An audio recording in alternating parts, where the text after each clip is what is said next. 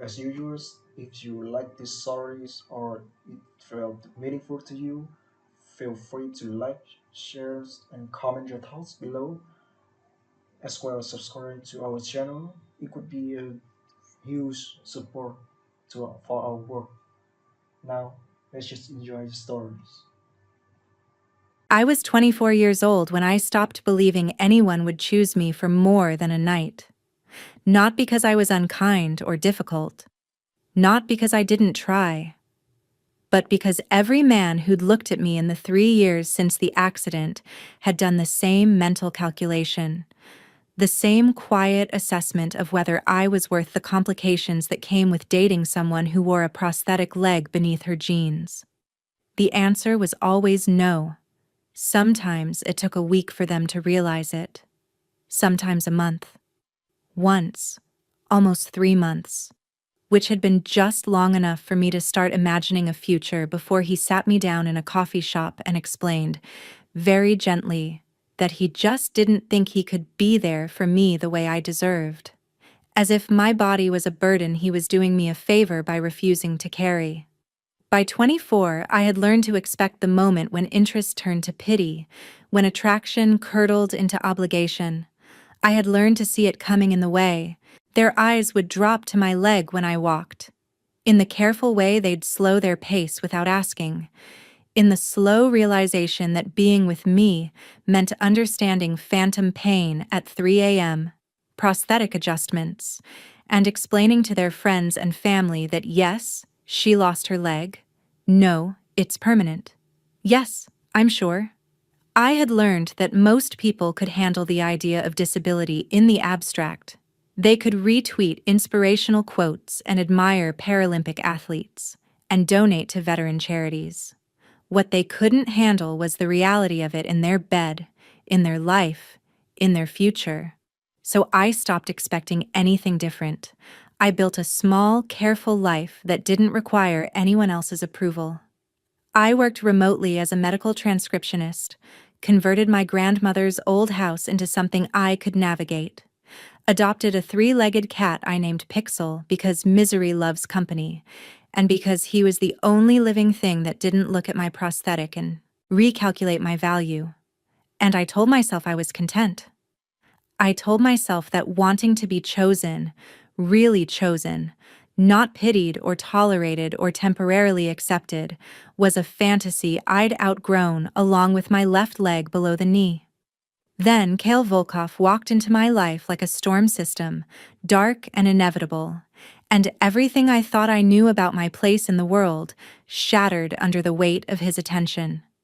This is the story of how a man everyone feared taught me that being broken doesn't mean being worthless, and how I learned that sometimes the most dangerous choice you can make is believing you deserve to be loved. The accident happened on March 3, 2019. I was 21, a junior at State studying physical therapy, which is ironic enough that I don't need to elaborate on it. I was driving home from a late shift at the campus rec center when a semi-truck ran a red light at the intersection of Coleman and Fifth. I don't remember the impact. I remember the light turning green. I remember starting to accelerate. Then I remember waking up in a hospital room with my mother crying and a surgeon explaining words like crush injury and below-knee amputation and prosthetic fitting. The truck driver survived without a scratch. I woke up with my left leg gone and a 100% certainty that my life would never be the same. After 6 months of healing, prosthetic fittings that left me frustrated and tearful, physical therapy sessions where I had to relearn how to walk, and more pain than I thought a human body could process, I had a new normal. I was an amputee who wore a prosthetic leg and had to plan my life around socket adjustments, skin irritation, and the constant awareness that my body was now part flesh, part titanium, and carbon fiber. I was 22 when I finally accepted it. 22 when I dropped out of school because navigating campus with a new prosthetic while dealing with phantom pain and socket issues felt impossible. 22 when I moved into my grandmother's house after she passed, because it was single story and she'd left it to me, and I couldn't afford anywhere else. 22 when I started teaching myself medical transcription from YouTube videos because it was something I could do from home. Something that didn't require me to walk miles across a campus built for people whose bodies cooperated. 22 when I went on my first date after the amputation and realized, halfway through dinner, that he'd only asked me out because his church had a ministry for helping wounded warriors, and he'd assumed I was a veteran. I wasn't. I was just a girl who'd been in the wrong place at the wrong time.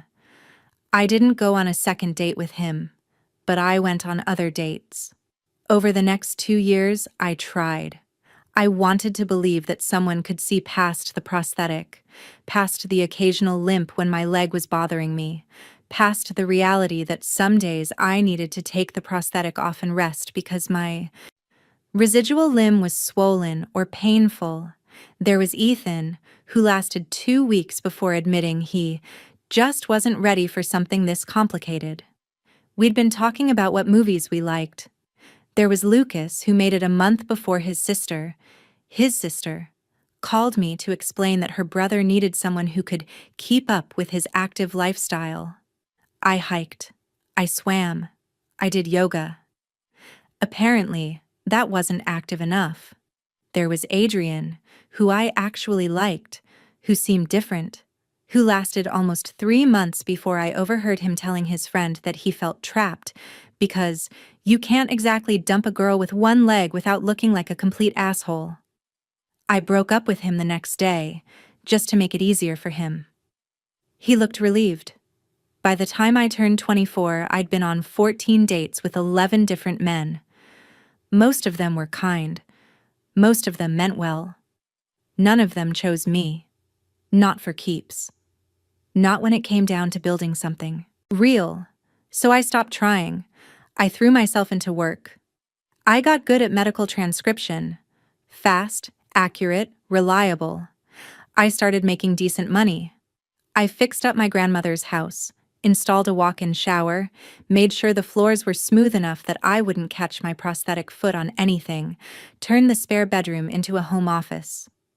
I made friends with my neighbors, Mrs. Park, who was 76, and brought me Korean side dishes when she made too much.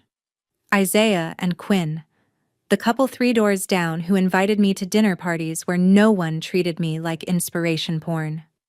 I adopted Pixel from the shelter, this scrappy gray tabby who was missing his back left leg from a car accident, and who understood, on some fundamental level, that we were the same kind of broken. I built a life. It was small. It was quiet. It was mine. And I told myself it was enough.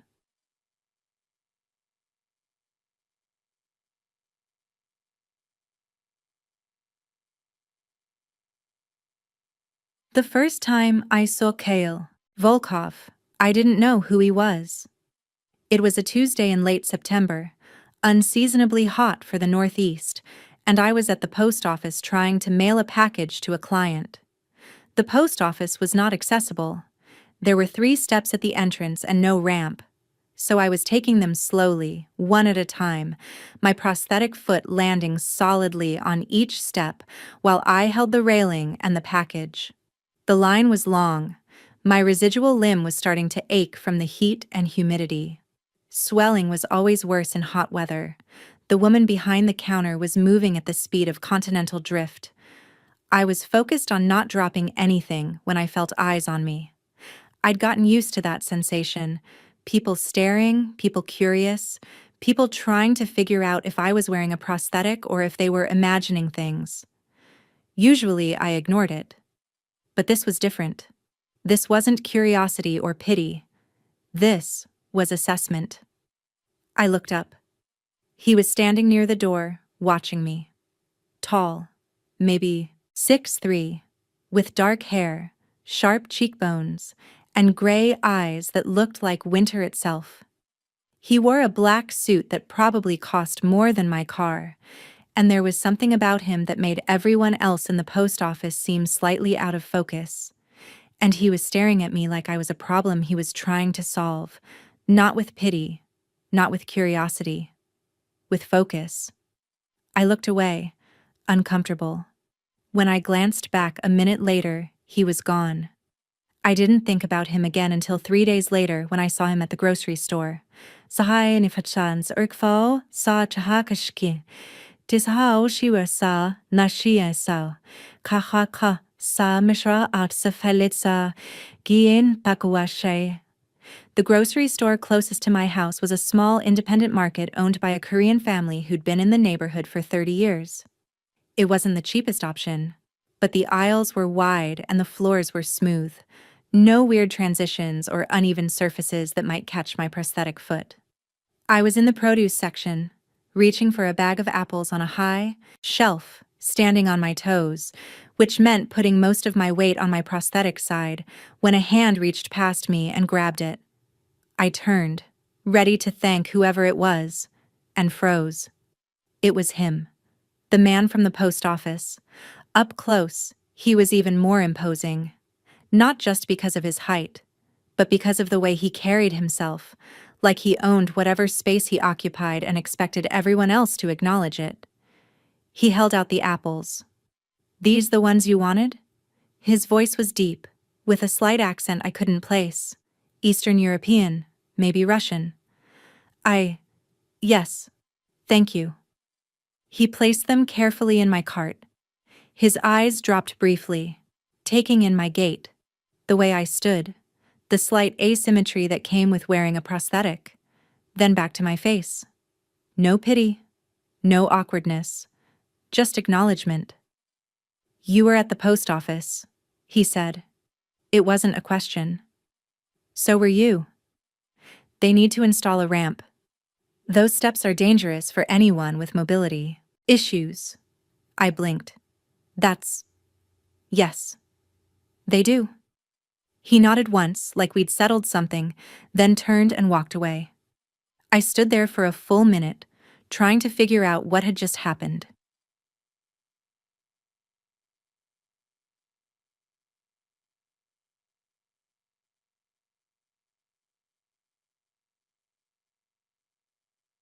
I saw him twice more that week.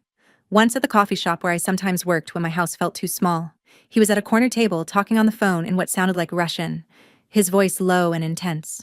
He glanced up when I came in, made eye contact, and gave me a single nod before returning to his conversation.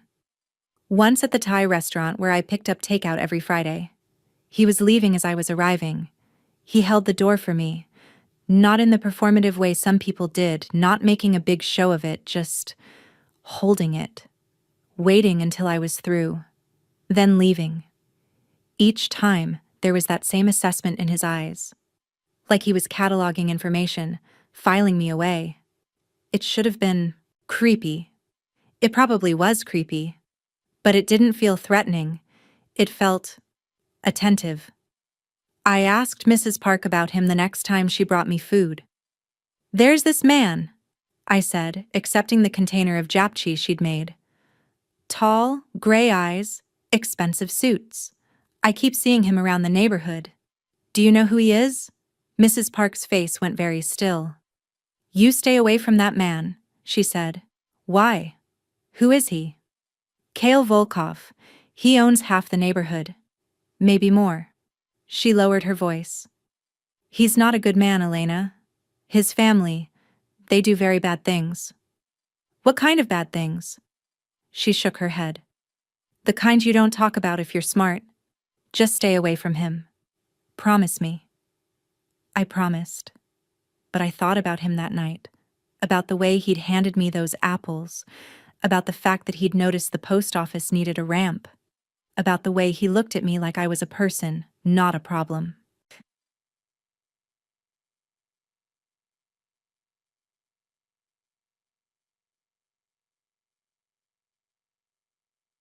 Two weeks later, on a Wednesday evening in mid-October, someone knocked on my door. It was late, almost 9. I wasn't expecting anyone. I looked through the peephole and saw two men in dark suits standing on my porch. My heart started hammering. "Yes," I called through the door. "Miss Morrison, we're here on behalf of Mr. Volkov. He'd like to speak with you." "About what?" He didn't say. Just asked us to see if you'd be willing to meet with him. Tell him no thank you. There was a pause. Then, he said you might say that. He asked me to give you this. A business card slid under my door. I picked it up. Heavy cardstock, embossed lettering, Kyle Volkov and a phone number. Nothing else. He said to call if you change your mind. The voice said through the door. Have a good evening, Miss Morrison. I heard footsteps walking away. I stood there holding the card, my hands shaking slightly, trying to decide if I was curious or terrified. Probably both.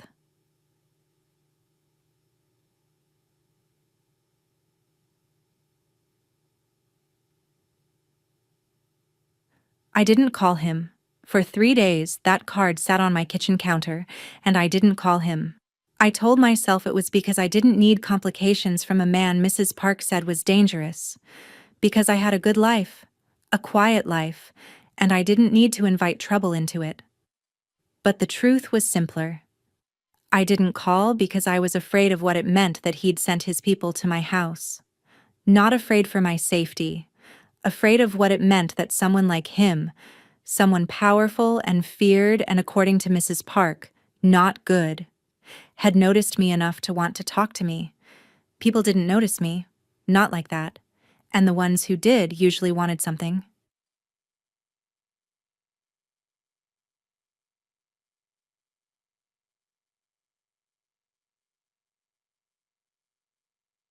On Saturday morning, I was working at the coffee shop when someone sat down across from me. I looked up from my laptop. Kale Volkov was sitting in my booth, wearing dark jeans and a black sweater, looking at me with those same assessing gray eyes. You didn't call, he said. My heart was racing. I didn't think I needed to. My men scared you. A little. I apologize for that. I should have come myself. Why didn't you? I thought it might be less intimidating. I was wrong. He gestured to my laptop. Am I interrupting your work? Yes. Would you like me to leave? I should have said yes. Should have sent him away and gone back to my safe, small life. Instead, I heard myself say, no, you can stay. He settled back in his seat, and I noticed that several other people in the coffee shop were watching us. Some looked nervous, some looked curious. Everyone was very aware of his presence. You've been asking about me, he said. Mrs. Park told me to stay away from you. Mrs. Park is a wise woman. You should listen to her. And yet, here you are. Here I am. He tilted, his head slightly. Why do you think I wanted to meet you? I have no idea. I want to hire you. Whatever I'd been expecting, it wasn't that. Hire me? You're a medical transcriptionist. I have several doctors and clinics in my organization. They need someone reliable, someone discreet, someone who can work remotely and handle sensitive information. You want me to transcribe medical files? Yes. For the Russian Mafia. He smiled slightly.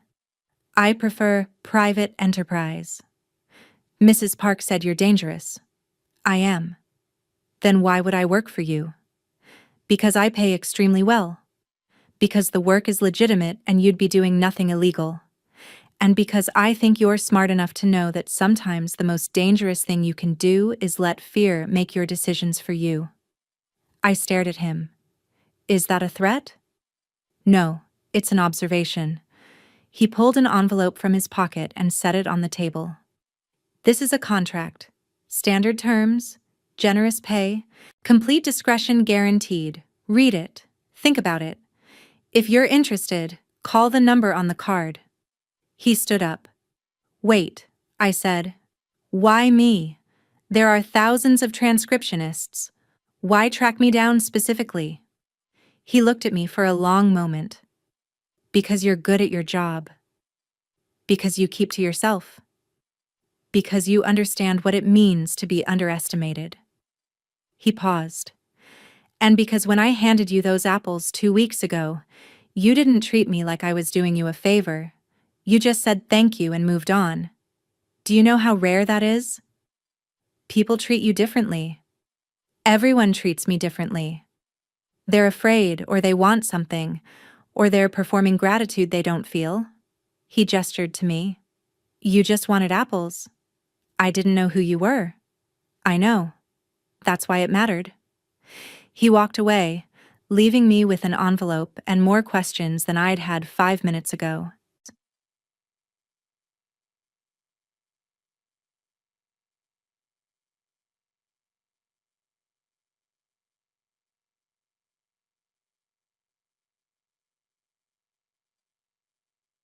Contract was straightforward. Transcribe medical files from various clinics and private practices, maintain strict confidentiality, work remotely at my own pace, get paid triple my current rate.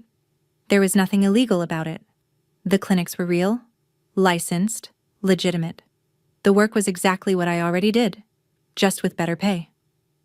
I called the number on the card. He answered on the first ring. Elena, how do you know my name? It's on your business registration. You're not hard to find. Right. I took a breath. I'll do it. The transcription work. But I have conditions. Name them. I don't want to know anything about your other business. I transcribe medical files. That's it.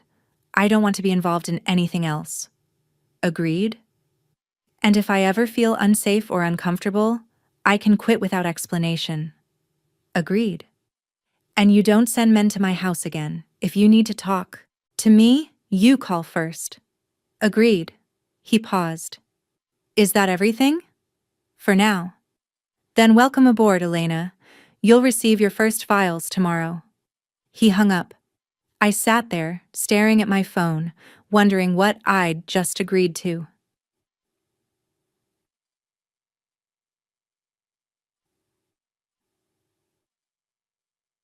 The work was exactly what he'd promised. Medical files arrived in secure, encrypted folders. I transcribed them. I sent them back. Money appeared in my account like clockwork. The content was boring. Standard doctor visits, prescriptions, routine procedures. Nothing suspicious. Nothing illegal. Just well-paying, straightforward work. I didn't see Cale for 3 weeks. Then, on a Thursday afternoon in November, he knocked on my door. I opened it, surprised. Hi, I said. Hi, I wanted to check in. Make sure everything is working smoothly with the transcription. It's fine. Everything's fine. Good. He hesitated. May I come in? I should have said no. Instead, I stepped back and let him into my house.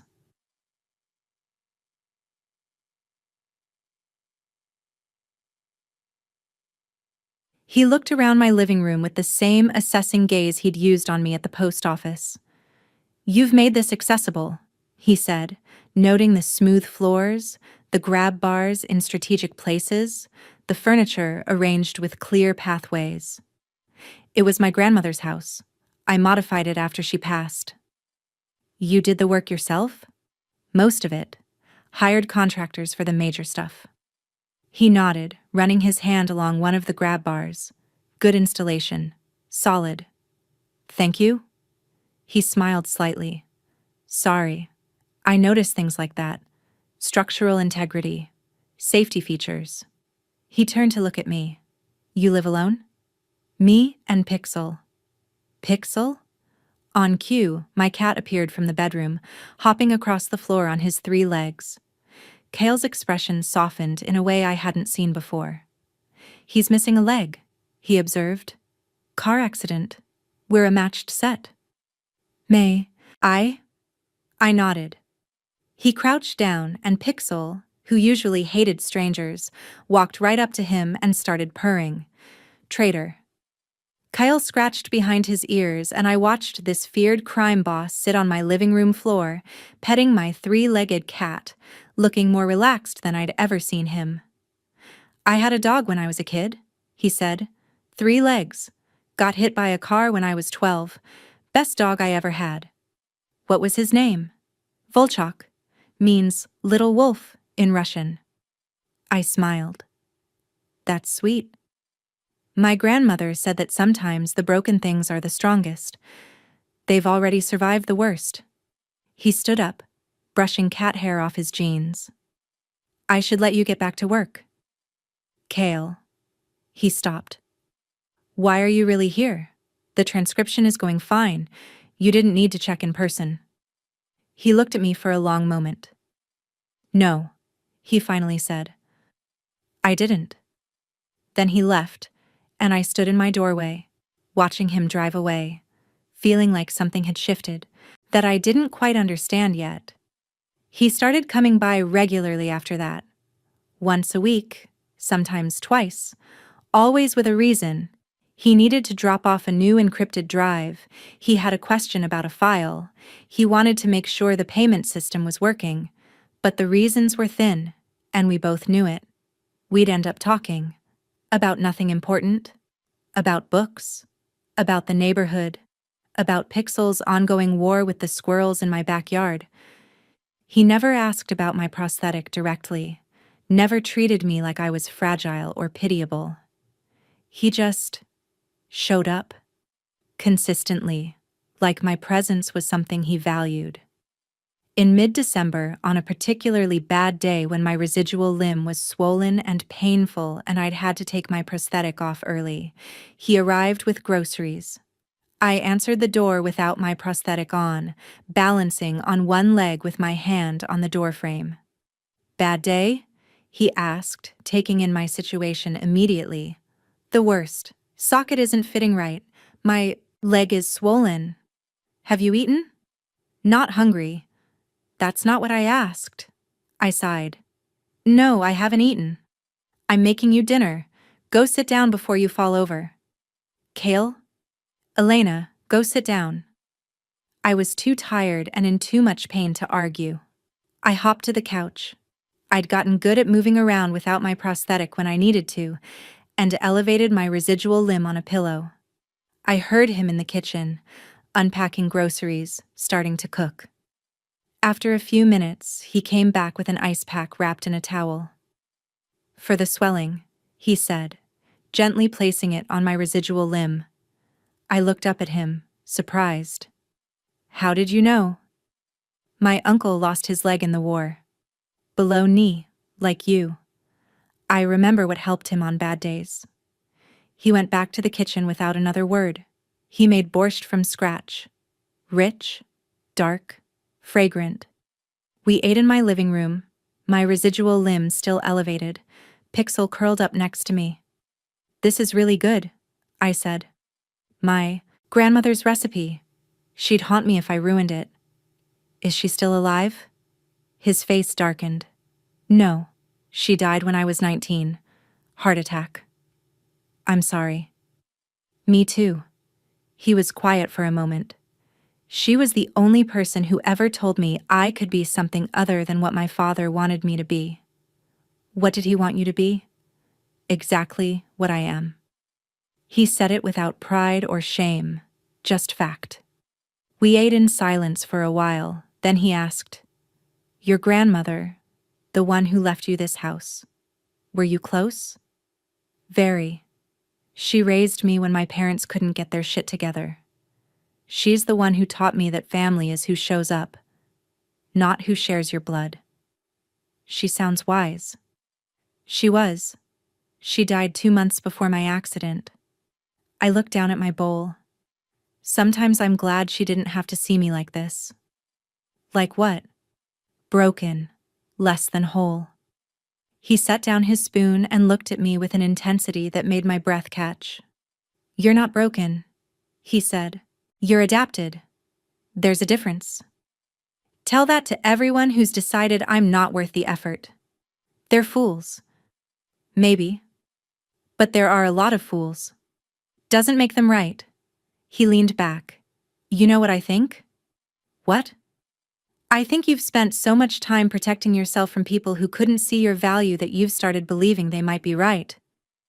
The words hit harder than they should have. That's not. It is. You're brilliant at your job. You're independent. You've built a life on your own terms. You're kind to your neighbors and you rescue 3-legged cats, and you make me laugh, which doesn't happen often. He held my gaze. But you've convinced yourself that all of that doesn't matter because your body works differently than other people's. Easy for you to say. You don't know what it's like. You're right. I don't. But I know what it's like to be judged for things you can't control. I know what it's like to have people see only one thing when they look at you. He stood up, gathering our plates. The difference is, you let them define you. I don't. He went to the kitchen before I could respond. I thought about what he'd said for days afterward. About how I'd let other people's judgments become my truth. About how I'd made myself small because the world told me I should be grateful for scraps. The next time he came by, I was ready. I want to ask you something, I said. Ask. Why do you keep coming here? And don't tell me it's about the transcription work. He was quiet for a moment, then sat down across from me. At first, it was curiosity, he said. I saw you at the post office, taking those steps carefully, and I was angry. Angry that the world is built for people who don't need accommodations. Angry that people like you have to fight for basic accessibility. He paused. Then I saw you at the grocery store, and I realized you weren't fighting. You were just living, adapting, making it work. And that impressed you? It did. Most people in my world, when things get hard, they either give up or they make it everyone else's problem. You just handled it. He looked at me seriously. Then I started getting to know you, and I realized you weren't just strong or resilient, or any of those patronizing words people use. You were interesting. You were sharp and funny, and you didn't perform for me. People don't usually perform for crime bosses. They do constantly. They tell me what they think I want to hear. You tell me the truth. He reached out and took my hand, the first time he'd initiated physical contact beyond helping me with doors or groceries.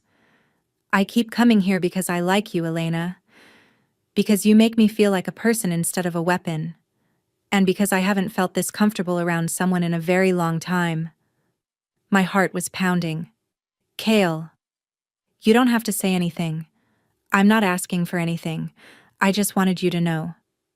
But I did have something to say. I like you too, I said quietly. And it scares me.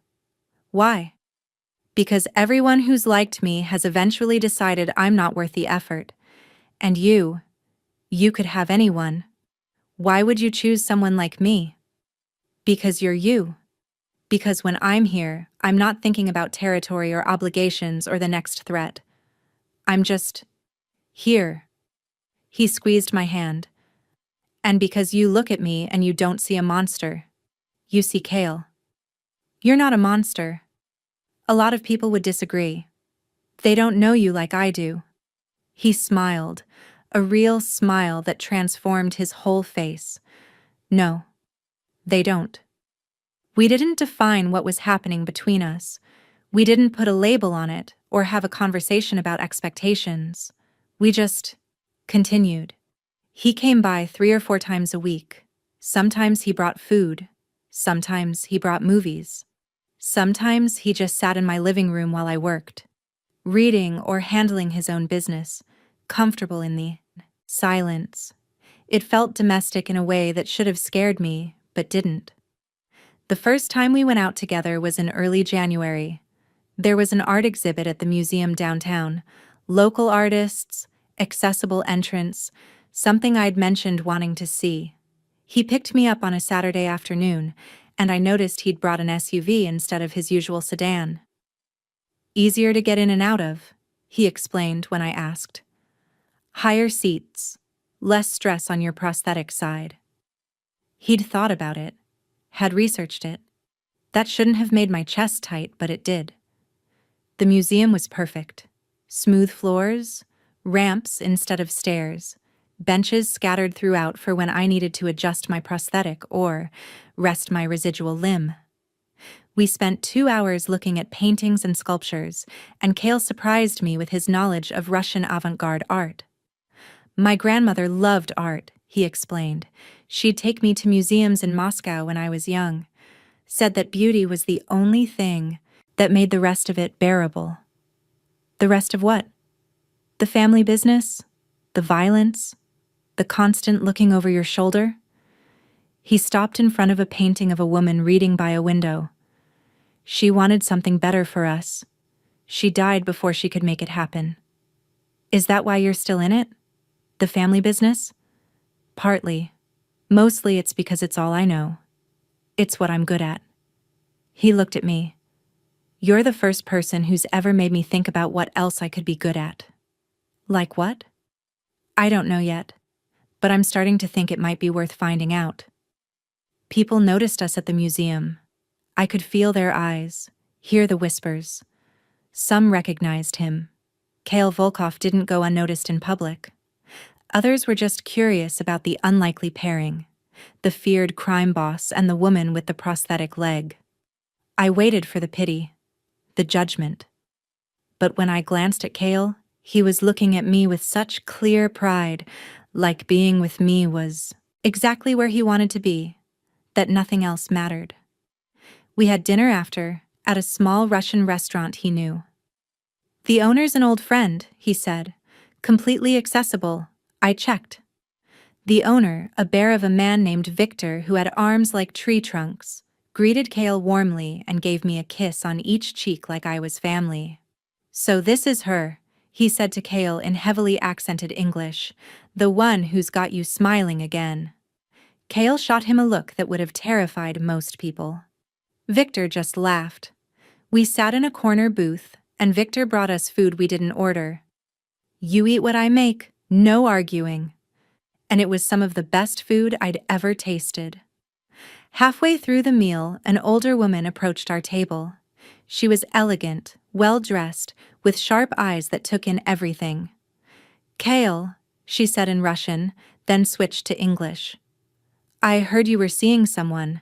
I had to see for myself. He stood, kissing her cheek. Mrs. Lebedev, how are you? Old? Nosy?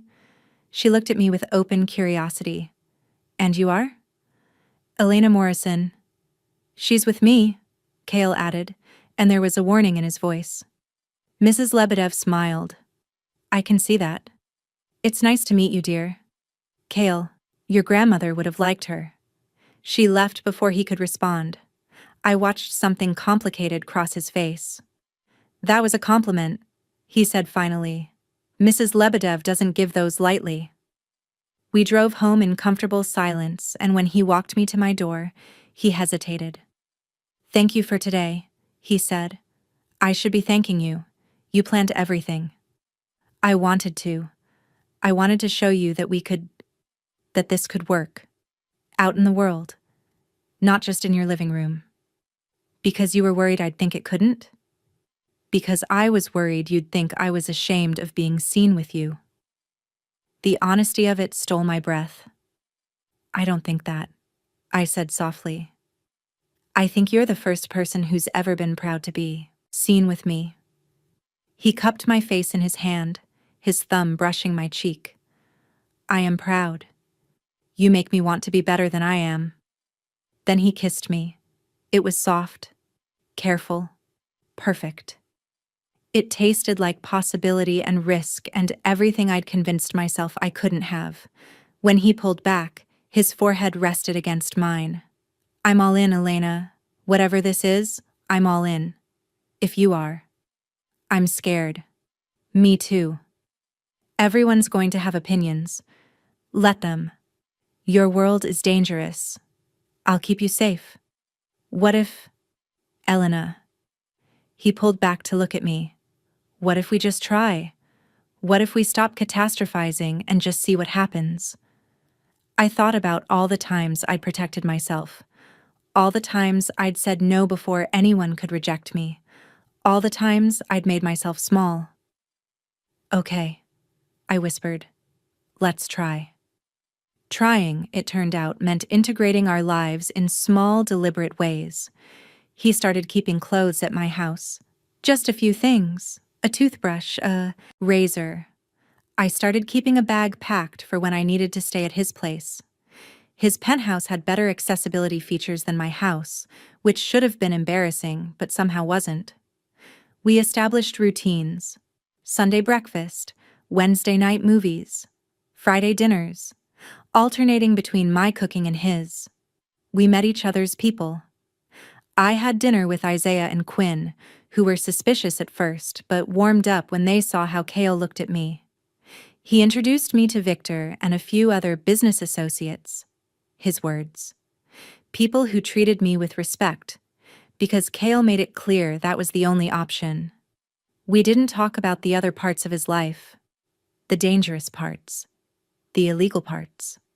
That was the agreement.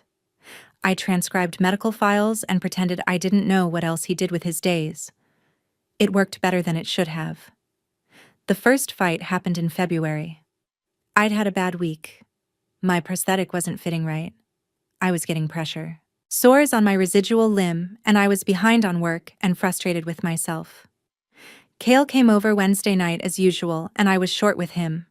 "What's wrong?" he asked. "Nothing." "Elena." I said nothing. "That's not true. Talk to me." "I don't want to talk. I want you to leave." He looked hurt, but he nodded. "Okay, I'll go, but I'm coming back tomorrow." "Don't." "Yes, I'm coming back." Because that's what people who care about each other do. They don't run when things get hard. He left, and I sat on my couch crying, hating my body, and hating that I'd taken it out on him. He showed up the next morning with coffee and pastries, and didn't say anything about the night before. "I'm sorry," I said immediately. "I was an asshole." "You were in pain. That's not an excuse." "No, but it's a reason." He sat down next to me. "Elena, I need you to understand something. When you're hurting, physically, emotionally, whatever, you don't have to be nice to me. You don't have to perform being okay. You can be mad and frustrated and short-tempered. I can handle it. Everyone says that until they can't. I'm not everyone." He took my hand. "But you have to talk to me. You can't just shut me out. That's the one thing I can't handle. I'm not used to people staying. Get used to it. Because I'm not going anywhere." The first time I met someone from his other life, the dangerous part, was in March. We were at Victor's restaurant when a man in an expensive suit approached the table. He was younger than Kale, maybe mid-30s, with slicked-back blonde hair and a smile that didn't reach his eyes. "Kale?" he said in Russian, then switched to English. "I've been trying to reach you." "I'm having dinner, Roman." "I can see that." His eyes slid to me with thinly veiled contempt. "This her? The gimp you've been wasting time on?" The temperature in the room dropped about 20 degrees. Kyle stood up slowly. "What did you just call her?" Roman Tosh seemed to realize his mistake. "I just meant, get out." "Kale, get out before I break every bone in your fucking face." Roman left quickly. Kale sat back down, his jaw tight, his hands shaking slightly with barely controlled rage. "I'm sorry you had to hear that," he said. "It's not your fault. He works for me. That makes it my fault." He looked at me seriously. "If anyone in my organization ever speaks to you like that again, you tell me. Immediately." "Kale?" "I mean it, Elena. You tell me." I nodded, shaken.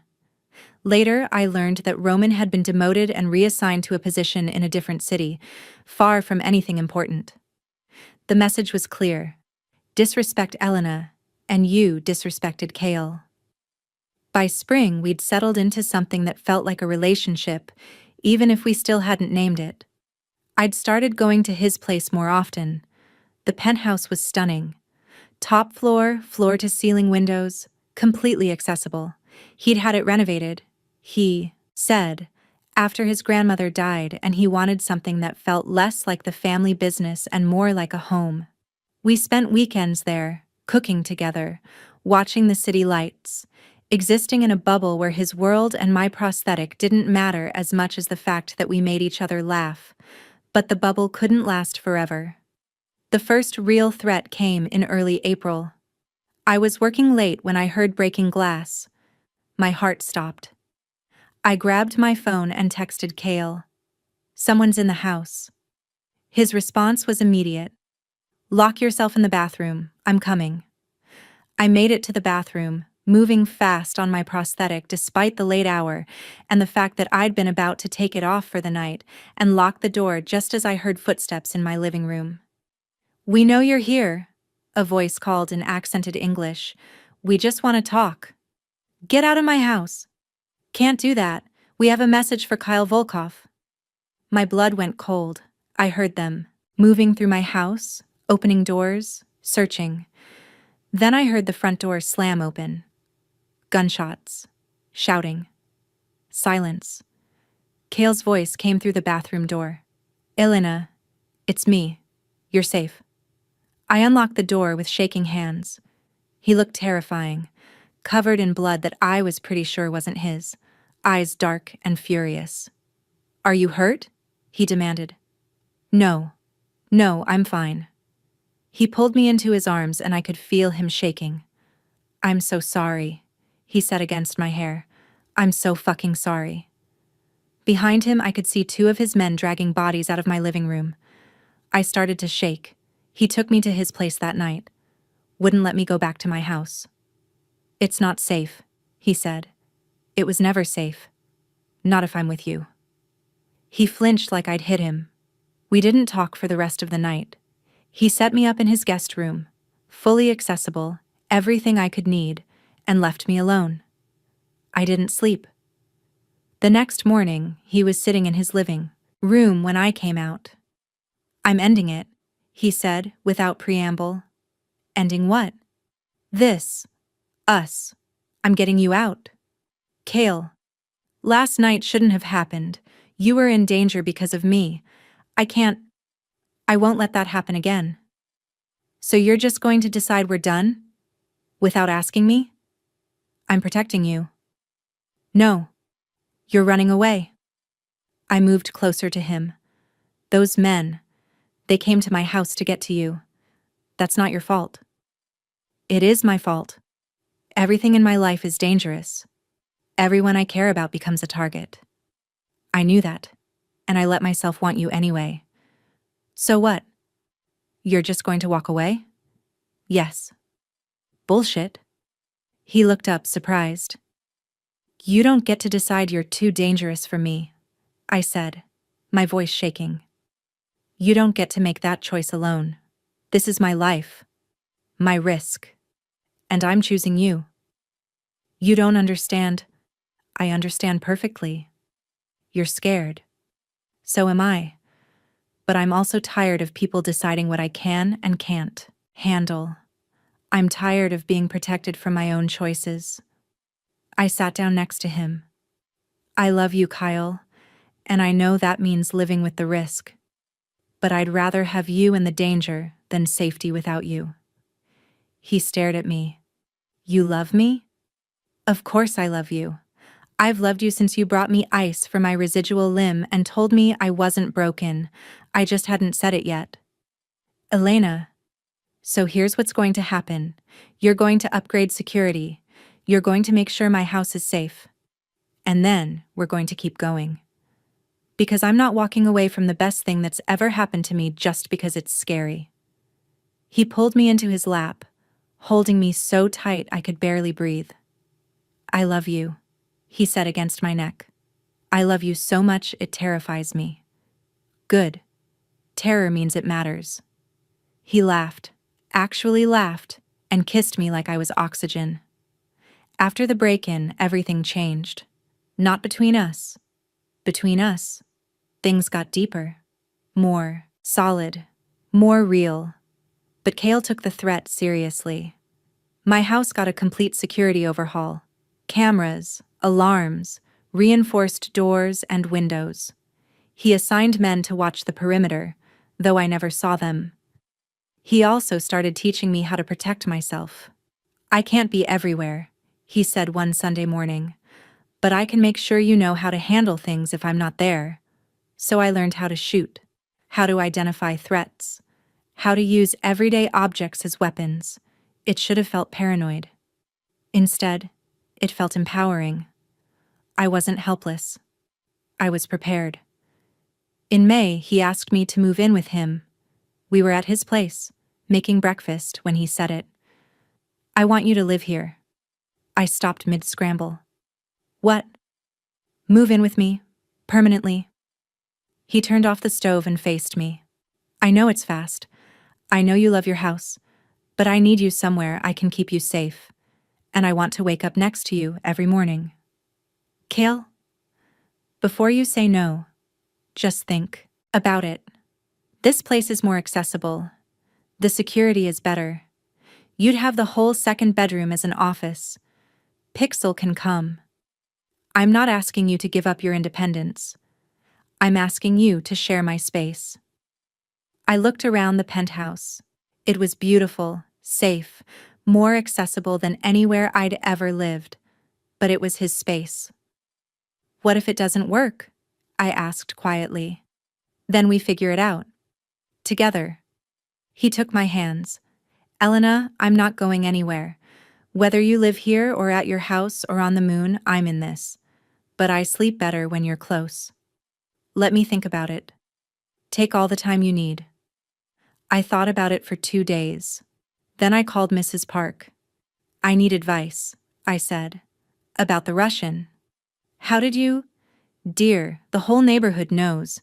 He's been here every day for months. And those men watching your house aren't exactly subtle. She paused. Are you happy? Yes. Does he treat you well? Better than anyone ever has. Then, what's the problem?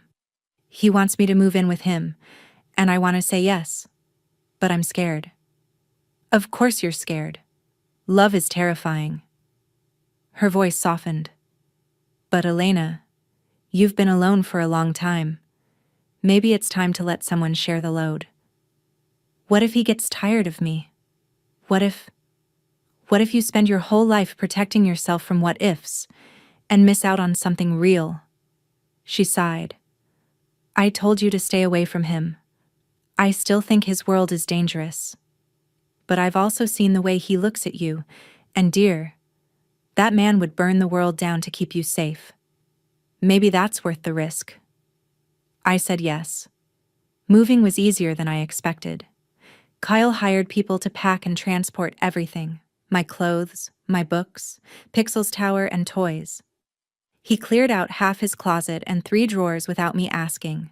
He set up my office exactly the way I liked it. This is your space now too, he said. Change whatever you want. Make it feel like home. The first night, I lay in his bed, our bed, and felt like I'd stepped into someone else's life. Kale pulled me close. What are you thinking? That this doesn't feel real. Why not? Because girls like me don't get endings like this. We don't get the powerful man and the penthouse and the life where everything works. He tilted my face toward his. You're not getting an ending. You're getting a beginning. And you get it because you deserve it. Not because you're lucky. I am lucky, though. So am I. Living together revealed the mundane intimacy I'd never experienced. Kale's morning routine. Up at 5, coffee, workout, shower. He was always quiet, always careful not to wake me. My bad prosthetic days. He learned to recognize them before I said anything, learned to bring me supplies for my residual limb without hovering, learned when I needed space and when I needed him close. His nightmares. He had them twice a week. Always about his grandmother. Always waking up in Russian. I learned to hold him until his breathing steadied, learned not to ask questions he wasn't ready to answer. My insecurities. They came in waves, especially on days when my prosthetic wasn't cooperating. He learned to talk me through them, to remind me that my worth wasn't tied to my mobility. We learned each other in the small, unglamorous ways that build a life. In June, he took me to meet his family. Fair warning, he said on the drive over. They're going to have opinions. About me? About everything. They're Russian. Having opinions is practically a religion. He squeezed my hand. But you're important to me, so they'll be respectful, or they'll answer to me. His family gathered every Sunday at his uncle's house, a sprawling property outside the city. When we arrived, I counted at least 20 people. Kyle's hand never left my back as he introduced me. His uncle Dmitri looked me up and down, then nodded. Kyle says you're smart, are you? I'd like to think so. Good. He needs someone who can keep up. He kissed my cheek. Welcome. His cousin Anya was more direct. You know what he does, right? What we all do? I know he has business I don't ask about. And you're okay with that? I'm okay with him. She studied me for a long moment, then smiled. Good answer. The women pulled me aside after dinner. We need to talk, Kyle's aunt Svetlana said. My stomach dropped. Okay. You're the first woman he's brought around since his grandmother died, she said. That means something. That means he's serious. I know. Do you love him? Yes. Enough to live with the danger, the secrecy, the fact that his world isn't normal? I thought about the break-in, the security, the guns and the violence that lived in the shadows of his life. Yes, I said firmly. I love him enough. She nodded. Then you have our blessing and our protection. Your family now. On the drive home, Kale was quiet. That went well, I said. Did it? Your family likes me. Of course they do. You're perfect. I'm not perfect. You are to me. He glanced over at me. Thank you for today. I know it was a lot. It was worth it. They're your family. I want to know them. They can be overwhelming. So can you. I'm used to it. He laughed, and I felt something settle in my chest. This was real. This was happening. I was building a life with this man. In July, Kale left for a week. Business, was all he said. Out of the country. I can't take you with me. Is it dangerous? It's always dangerous. He cupped my face. But I'll be careful, and you'll be safe here. Roman will be in charge of security while I'm gone. Roman, the same Roman who'd called me a gimp, had been working to earn back Kale's trust. He'd apologized to me 3 separate times, awkwardly but sincerely. I don't like Roman. I know, but he's good at his job, and he knows that if anything happens to you, I'll kill him myself. He kissed me. I'll call you every night, and I'll be back Saturday. Promise. Promise. He called every night, as promised. But on Thursday, the call came at 2 a.m. instead of his usual 8 p.m. Elena. His voice was wrong, strained, tight. What's wrong? There's been a complication. I need you to listen carefully. My heart started racing. Someone's coming for you. Someone who wants to use you to get to me. Roman is going to take you somewhere safe until I get back. Kale. I need you to trust me, please. Just go with Roman and don't ask questions.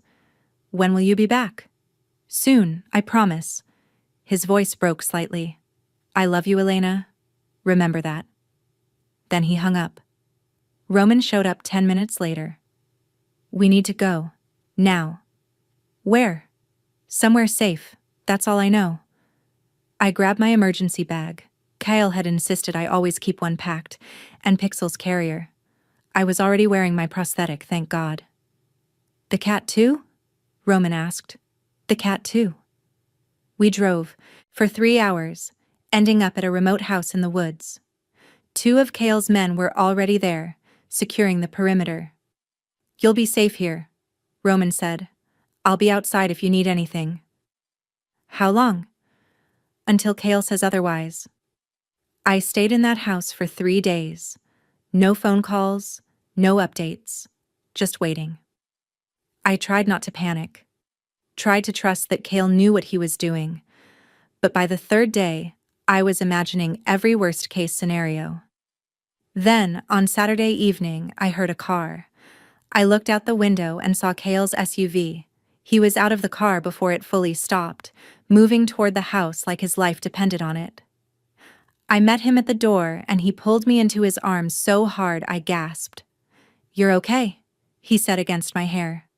"Thank God you're okay." "I'm fine. What happened?" "Later. Right now I just need to hold you." Later, after Roman and the others had left and we were alone in the safe house, he told me, "There's a rival organization. They've been trying to move in on my territory for months. Last week they made a move, killed someone close to one of my associates, sent a message that they were coming for everyone we cared about. So you hid me. I couldn't risk it. I couldn't risk you." He looked broken. "Elena, if something had happened to you because of me, but it didn't. This time. But there will be others. There are always others." He took my hands. "I need you to understand what you've signed up for. This life, my life, it's violent. People will try to hurt you to hurt me. There will be times I have to send you away, times I can't tell you where I'm going or what I'm doing." "I know. Do you? Do you really know what that means?" I thought about the last 3 days. The fear, the uncertainty, the not knowing if he was alive or dead. "Yes," I said firmly. "I know. And I'm still choosing you." "Why?" "Because you're worth it. Because what we have is worth it." I moved closer. "Kale, I'm not naive. I know your world is dangerous, but my world, before you, was lonely. I'd rather have this, with all the risk, than go back to being alone." He kissed me like I was oxygen and he'd been drowning. We went home the next day. Kyle's world had settled. The rival organization had backed down after he'd made it clear he wasn't someone to fuck with. But the threat would always be there. We both knew it. "I'm making changes," he said a week later. "Starting to transition out of some of the more dangerous aspects of the business. It'll take time, but I'm doing it. For me? For us." He looked serious. "I want a future with you, Elena. A real future. Kids, maybe, if you want them. A life that isn't always looking over our shoulder. That means getting out of the parts of this business that make that impossible. That's a big change. You're worth a big change." Over the next year, Kale kept his promise. He started stepping back from the violent side of the business, focusing on legitimate enterprises, restaurants, construction companies, real estate development. He brought in people he trusted to handle the transition, made deals with former rivals to maintain peace. It wasn't easy. There were people who resented the changes, who thought he was going soft. He didn't care. "Let them think what they want," he said. "I've proven what I'm capable of. I don't need to keep proving it." We got engaged on a Tuesday in November, exactly 2 years after we'd met. We were at home, making dinner, when he got down on one knee in the middle of our kitchen. "Elena Morrison, you're the best thing that's ever happened to me. You make me want to be better than I am. You make me believe I can be better than I am." He held out a ring, simple, beautiful, perfect. "Will you marry me?" I was crying too hard to answer at first. "Yes," I finally managed. "Yes, of course, yes." We got married in spring. Small ceremony, just family and close friends. His uncle Dimitri's estate, flowers everywhere, Pixel in a tiny bow tie that he tolerated for approximately 3 minutes. When I walked down the aisle, slowly, on Kale's arm because my father wasn't in my life, and I wanted it to be him, I saw him cry for the first time. "You're so beautiful," he whispered in Russian, then English. "You're biased." "I'm honest." "Our vows were simple," I said. "You saw me when I was invisible. You chose me when I was unchosen. You loved me not despite who I am, but because of who I am. You are my home." He said, "You made me believe in second chances. You taught me that strength isn't about power, It's about resilience. You are my peace in a violent world.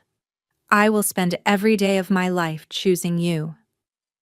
When we kissed, everyone cheered, and I felt chosen in a way I'd never felt before. We honeymooned in Russia, St. Petersburg, his grandmother's hometown. It was completely accessible, which he'd made sure of before booking anything. We spent 2 weeks eating incredible food, meeting distant relatives, visiting the Hermitage, and walking along the Neva River. I've never been this happy, I said one afternoon. Me neither. Are you scared it won't last? Every day. He pulled me closer, but I'm more scared of not trying. When we got home, I went back to work. Medical transcription, consulting for accessibility nonprofits, teaching adaptive self-defense classes for amputees. Cale continued his transition out of the dangerous parts of the business. We bought a house, single story, completely accessible, big yard for the future kids we'd started talking about. We built a life. On our first anniversary, I found out I was pregnant. I was terrified. My doctors had warned me that pregnancy with a prosthetic could be complicated. Balance issues, increased swelling in my residual limb, the need to adjust my prosthetic as my center of gravity shifted. But Cale's face when I told him, pure joy, pure hope, made it worth the risk. We'll figure it out, he said, his hand on my still flat stomach. We always do. Pregnancy was hard. My body, which already required daily maintenance with my prosthetic, rebelled against the extra demands. My residual limb swelled more than usual. I needed multiple prosthetic adjustments. Some days I couldn't wear it at all. But Kyle was there for everything, every doctor's appointment, every bad prosthetic day, every moment of fear and doubt. You're the strongest person I've ever met, he said one night when I was crying from frustration. I don't feel strong. Strength isn't about not struggling. It's about struggling and doing it anyway. He kissed my forehead. You're creating a life while your body fights you at every turn. That's fucking heroic. Our daughter was born on a rainy Tuesday in March. 7 pounds, healthy lungs, her father's gray eyes. We named her Anastasia after Cale's grandmother. When they placed her in my arms, I looked at this perfect, tiny human and thought about how she'd grown inside a body everyone told me was incomplete. I thought about how I'd believed I was unchoseable. I thought about all the people who'd walked away. And I thought about Cale, who'd walked toward me instead. She's perfect, he said, tears streaming down his face. She is.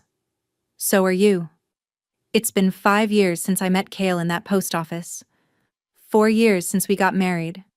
2 years since Anastasia was born. We have a second child now.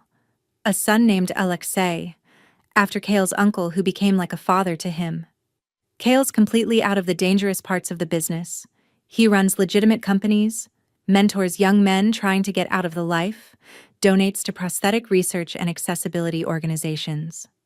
I run a nonprofit that provides prosthetic care and adaptive equipment to amputees who can't afford it. We still live in the house with the big yard. Pixel is ancient and cranky. Anastasia is learning to read. Alexei is learning to walk. Life is messy and chaotic and nothing like I imagined when I was 24 and convinced I was unchoseable. Sometimes, late at night when the kids are asleep and the house is quiet, Cale and I sit on our back porch and talk about how far we've come. Do you ever regret it? I ask him. Leaving the life? Not for a second.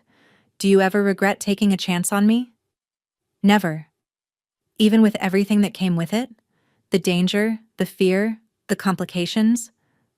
I think about the break-in, the week in the safe house, the constant awareness that his past could come back.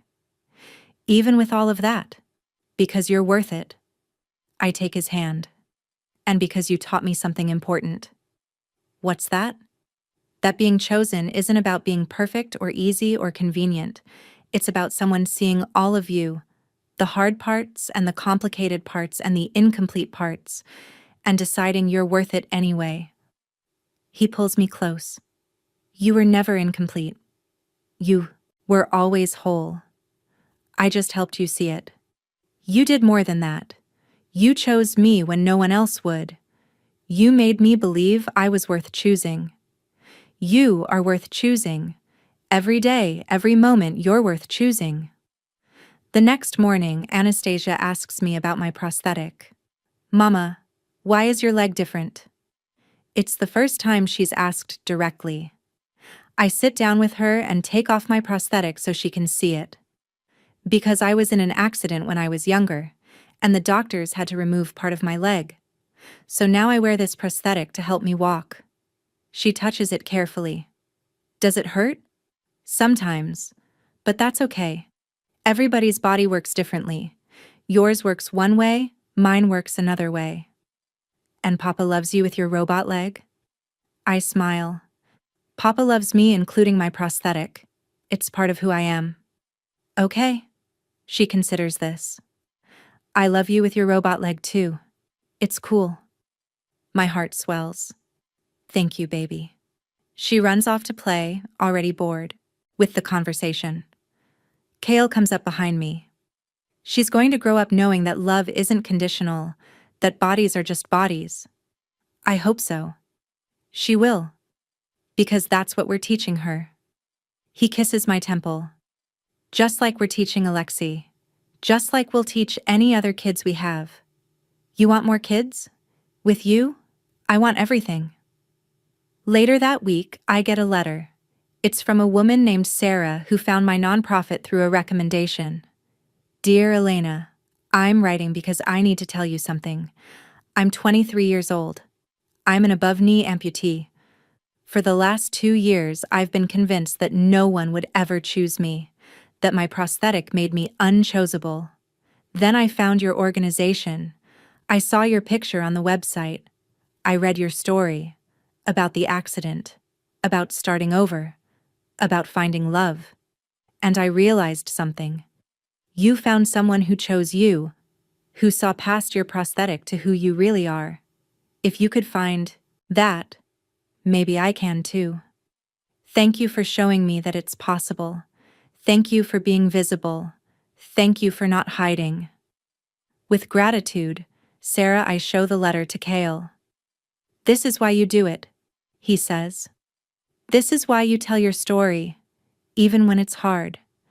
I just want people to know they're not unchoosable, that the right person won't see their disability as a deal breaker. You're changing lives, Elena. We're changing lives. Together.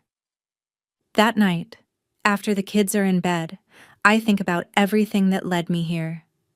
The accident that changed my body. The years of rejection that broke my heart. The moment Kale handed me those apples and saw me as a person, not a problem. Every choice we made after that. Every risk.